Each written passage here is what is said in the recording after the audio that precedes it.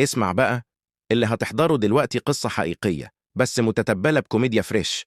لو حصلت لك قبل كده صلي على النبي محمد واعمل لايك واشتراك واكتب في الكومنت اللهم ارزقنا ثلاجة فيها بركة. ولو ما حصلتش استنى، هتحصل.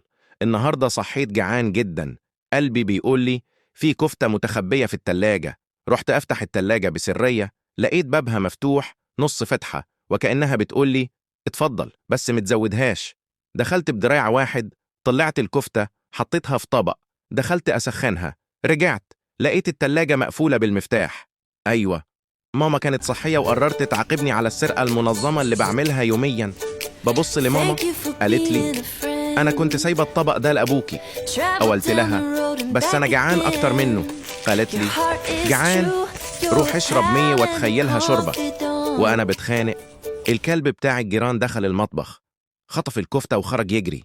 أنا وقفت وقلبي وقع ومعدتي قالت لي كده كتير.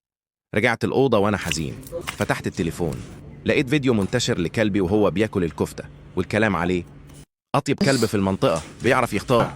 بصيت للتلاجة وبقولها انت اللي بدأتي العركة وهنكملها قريب. تعلمت ايه؟ التلاجة ساعات تبقى شيطان صامت، تفتح لك أمل وتقفله بقفل وتخلي الكلب هو اللي يكسب. سؤال النهاردة، لو عندك أكل في التلاجة ومش ليك، هتاخده ولا تسيبه وتاكل كرامتك؟ اكتب في الكومنت وابقى قابلني.